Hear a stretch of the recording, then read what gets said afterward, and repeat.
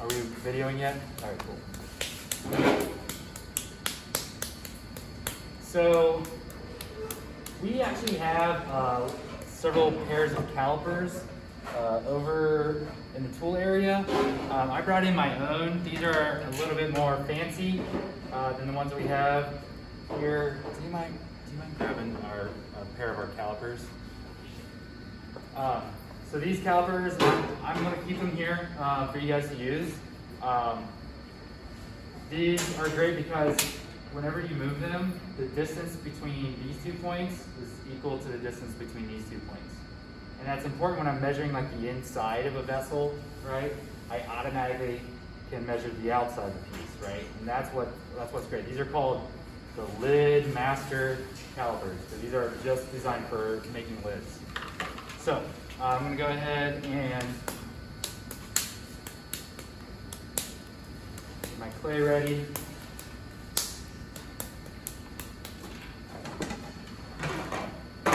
I'm going to have 2 bats because I'm going to throw the vessel part, the base on the back, and then I'm also going to throw the lid on the back too. I'm always trying to avoid ovaling. Do you want these? Yeah.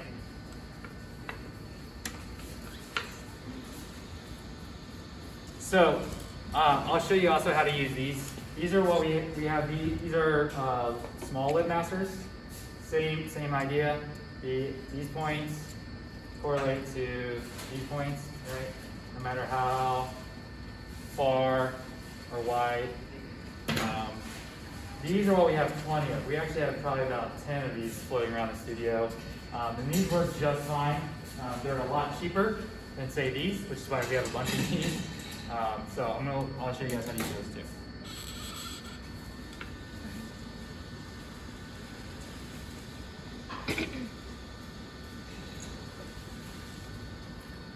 Okay, this is a little bit more clay than I need, but I'll just slice it up. I'm going to make another little sugar container because I like them. So it's something that I use. Or maybe I'll make a salt cellar. That's what I'm going to do. I have plenty of sugar containers, clearly. I'm going to make a salt cellar, which is a sugar container full of salt. Okay. Do you guys have like kosher salt, like a salt cellar at home? No? Yeah, a few of you? Okay.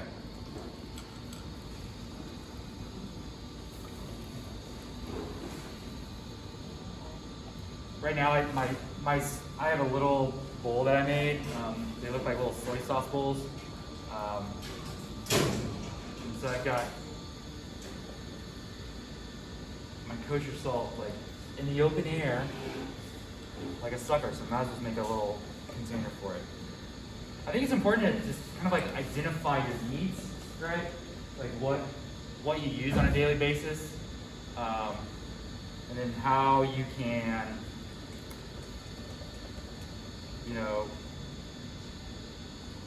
observe and solve whatever problem it is that you have. So like I don't want my salt just sitting in the open air, absorbing whatever comes. It sits on top of the microwave, right? So it's getting all that microwave love. So this is a lot of clay for a little salt cellar, so I'll just cut some of this away, but I'm gonna live with this for now.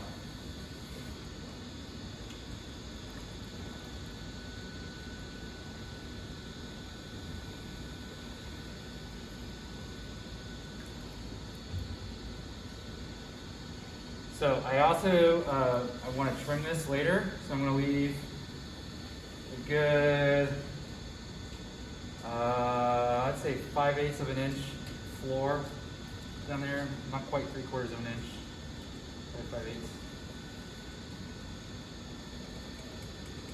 So the question is like, what shape should my salt cellar be? I really like that red clay sugar container that I made last spring. Kind of part of this new line of mugs and pottery that I was working on. That darker clay body. So I might kind of make something that complements that. One thing I'm noticing as I'm throwing this is that my bat is really jiggly. What I should have done before I started throwing, if you find that your bats are jiggly on here, a couple reasons why the bats can move. They might be cupped. We have some really old bats over there, okay? And over time they just warp, and if they're cupped, they're never gonna sit well on the bat or on the wheel head. That's one thing. And another thing that happens over time is that the openings here that go over top of the bat pins, those holes will just open up a little bit more and more through use, right? And so one way, so that I'm kind of dealing with both of those right now. So it's not a very snug fit. Also my bat pins are not screwed in very well. That's part of it. So my bat pins are a little loose. But the openings of the bat itself are just a little bit larger than the bat pins. And so one way to rectify that, I'm not going to do it right now, I'm just going to deal with it, but if that's really bothering you when you're throwing, just get some wet paper towels, pick up your bat, just take little thin strips of wet paper towel and put it over top of your bat pin, and that'll just make it a little more snug. I used to just stick clay in there, but that's like, does no good, usually. So if you just stick like stiff clay in there, it's still gonna like jiggle, right? So the big thing you want to do is work on it so it doesn't jiggle anymore. But I'll just have to deal with it.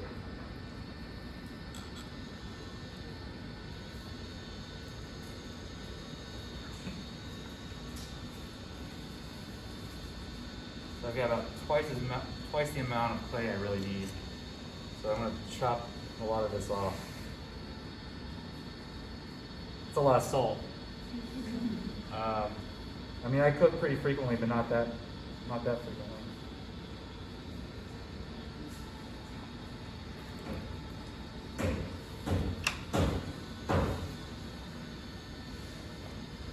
All right, so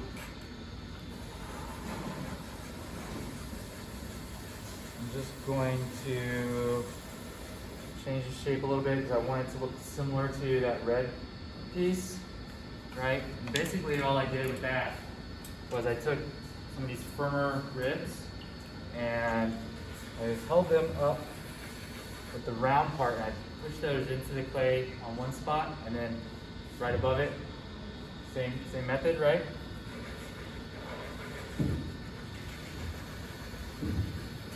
And I'm pushing out over top of the bat, over top of the rib so I can get that round.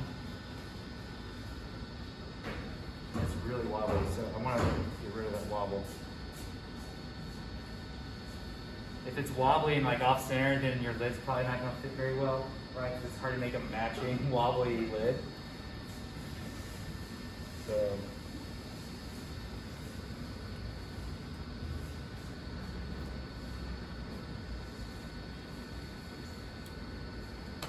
take off that top part. Now when I'm throwing this, I'm gonna make a gallery style drop-in lid like this. So because I'm doing that, I usually like to leave my lip a little thicker than I would if I were like making a cup, right? If I'm making a cup, I'm drinking out of it, and I need that to be kind of thin. But with this, I'm gonna go a little thicker. And let me kind of try to pull the wobble out of it.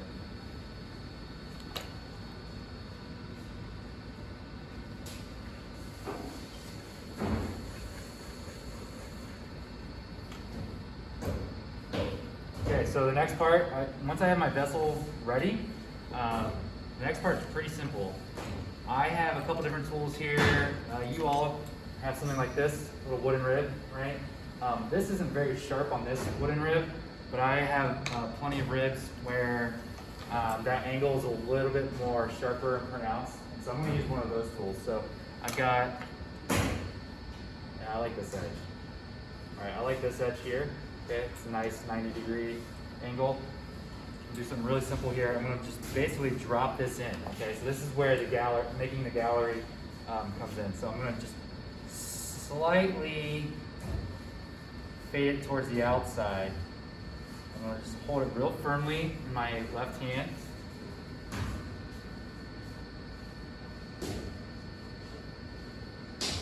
I go straight down with that. Got a little chunk. Go straight down with it. And while I'm doing that, I'm also supporting this outer lip right here, okay? But now that's my gallery. That's a nice wide gallery. One thing you want to avoid is making really shallow galleries. If your gallery is like less than like a quarter of an inch, if your lid doesn't fit very well, it could shift during the firing, okay? And I've seen lids fall completely into pieces because the gallery was too narrow, okay? So that's something to be aware of. And you don't need to go down very far. I think that's plenty. Like that's down like maybe 3/16 of an inch from the top, right? That's enough to hold a lid. The other thing you have to be aware of is that it's flat, right, and level.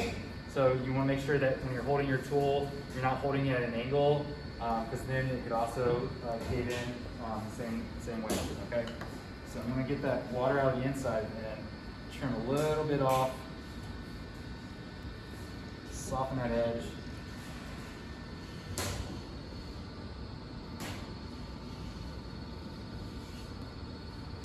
And trim a little bit off the base.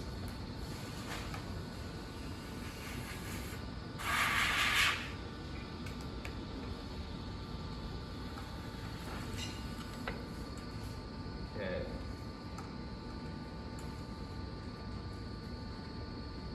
Pretty basic little form, okay? Definitely hold plenty of salt. So I'm gonna sit this. Can you hand me that stool right behind you? I always like to keep these nearby. Thank you. Always like to keep these nearby so I can keep measuring and checking it. So I'm going to go ahead and measure the inside. So I'm trying to measure the widest part of this opening, right, in the gallery, the top of the gallery, not the inside.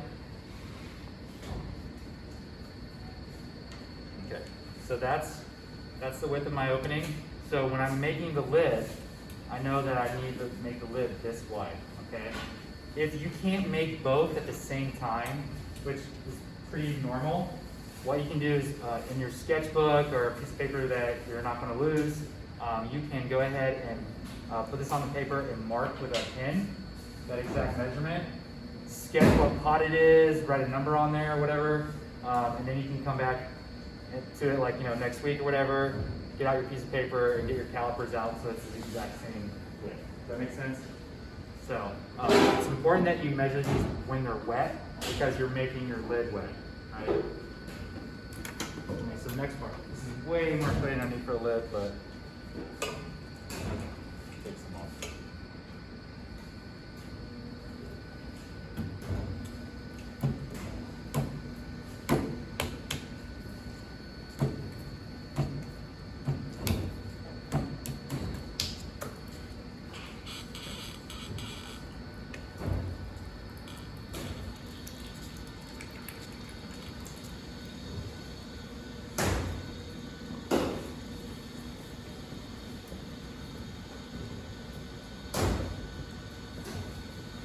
So I'm debating, I think this will look nice with kind of like a slight dome shape. So I'm going to make this lid upside down. Okay, this is where it can get a little tricky and you just have to kind of like think through the process. Okay, so I'm going to make this upside down, which means I'm going to have to flip it and then trim the finial or the knob out of the other side, just like I would be trimming a foot rim. And I'll do that part next class.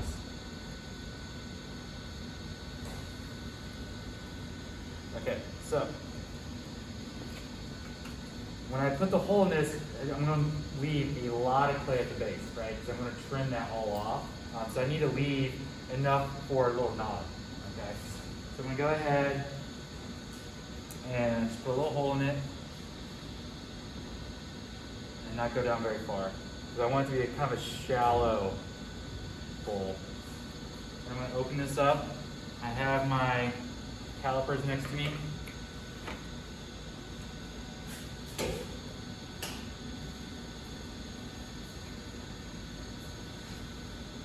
And I'm almost all the way out to those points already.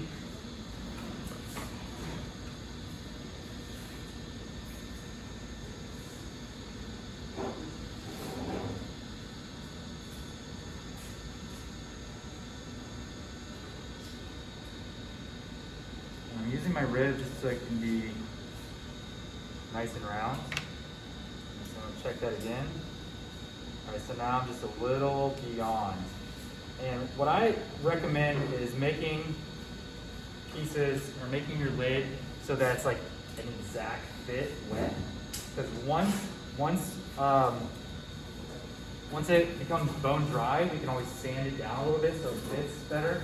But one thing you don't want to do is make it too small. You can't expand it, but we can always shave it down, okay? We can always cut it down a little bit after it comes out of bisque too. We can always sand down the outside of the lid part, right? So it can be a good fit, all right? I'm gonna check that again. Just a little beyond. So what I'm gonna do is just push it in just ever so slightly. And this was pretty fast. You might find that it takes you a little bit more time.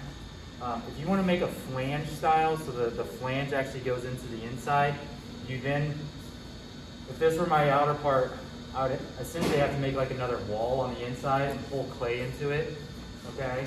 And if anyone wants to make a flange style, I can show you that is definitely the more advanced, complex lid. All right, so I'm like right there. So now what I'm gonna do, I'm gonna trim a lot of this clay off the base.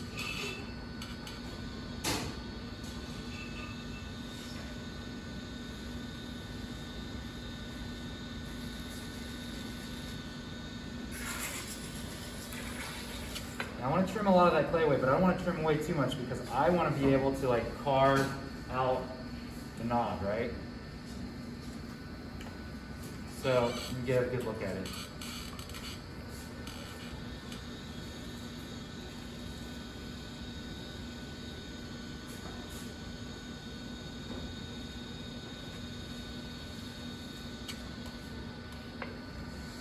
Yeah, so this is really solid. Right? It's all solid from this point on down, so that bottom inch and a half is solid, but that's going to be just fine. So now, since I've left this on the back, it's on the back really well, I can actually go ahead and test and see how it looks. I'll do this up here so you guys can see.